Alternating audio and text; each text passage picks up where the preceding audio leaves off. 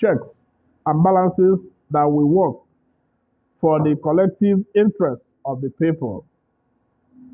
One can agree that Obi's superlative performance was partly as a result of this. This could be seen as obtainable in other parts of the country, namely Yoruba, Arewa, etc. Our contention is that to refocus leadership in good governance in Alibo, we should pursue this trend of thought in order to link our past, present, and future in a synergistic manner. To achieve the above desire, we structure this article in the following subsections. One, we look at what is leadership, good governance, and we have a diachronic analysis of good governance, governance in any society, and its import.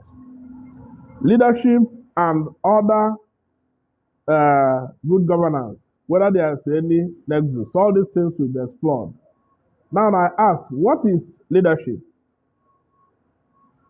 This is more germane because, like the coordinator said, we know that we are operating at a very terrible state and situation in this country. This is because the kind of leadership we have, if we have any, I don't think we have leadership. I'm sorry, but that is my feeling. We don't have at all. And so if we don't have leadership, what is it that is leadership? So I say it is difficult to actually come to terms with the meaning of the word leadership that will be acceptable to all peoples of all climes and strata. This means that leadership is both culture and milieu specific. It will therefore be ideal to bear the above in mind in defining what leadership is. Okay, I now say briefly that leadership is a process by which a people can direct, guide, and influence the behavior and work of others towards accomplishment of stated goals in given situations. We have all the laws, we have all the plans in our society. Why is it not working? I'm saying that it is because we have not gotten those people who are capable of directing obedience for people to have, for people to bring out the best they have. So I have what I call the characteristics of leadership. Genuine leadership can be characterized as follows. One, the leader must be charismatic. Does our leader have charisma? Does he? Does our principal have charisma? I think he does. Then he must be intelligent and a mature personality. Look at all the things people are doing in the radio station, TVs, maligning his person. He will say, please, don't do what they are doing. That is what a leader should be. Team spirit is another one. He must work with everybody. The day we presented this book to the public, all his former commissioners, those who were alive, came here. And I was surprised. Over 8 years they have worked, they are still working together, and they explained to us how they worked with team spirit. Now, the capacity to mold and shape behavior.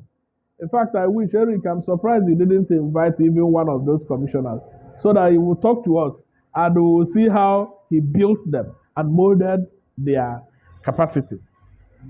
Now, that leader must be dynamic. If you have a lot of things to do, the leader must be able to understand the time and how things need to change. I mean, the changes within that period, and will be able to meet up with such changes. And I think he has this. We have a lot of other goals that the leader must meet. And so when we look at the Igbo situation, we will be able to see that before the Civil War, the Igbo man had such strong viral leadership. I recall the history I read, how the ZCOBs of this world will stay in wherever they were and tell the Igbo people what to do, they will do. And people say the Igbo man is very egalitarian, he is difficult to lead.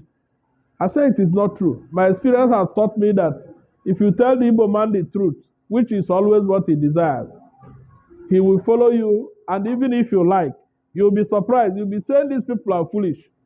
Some people are saying that Nnamdi Kanu has been misleading some Igbo youths. But those youths feel that he's telling them what they want to hear. And a lot of them have died because of him. And you can't get that any other part of the world. It is in the nature of the Igbo man. I will use this story and end this part of what leadership means. Mbazwika Amechi, who is still alive, and I think the elders of the Igbo statesmen those days of his time, told us one story. When the white people wanted to deal with Zeke, they wanted to imprison Zeke. And so they say Zeke stole some money from, I think, ACB, right? So, and the Igbo men agreed, how can we stay and Zeke will be in prison? And he was talking about 12,000 pounds, so that you know how much it was. 12,000 pounds. So they sent him to go to, the Igbo people mainly lived in Port Harcourt at the time. Businessmen, Port Harcourt, Aba on the axis. So he went to Port Harcourt.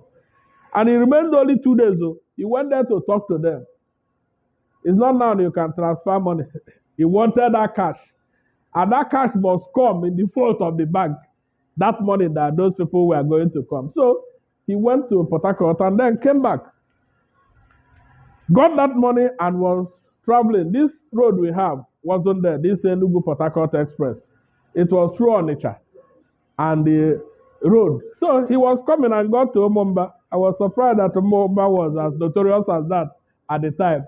Some robbers came and stopped them. And he had 12,000 pounds.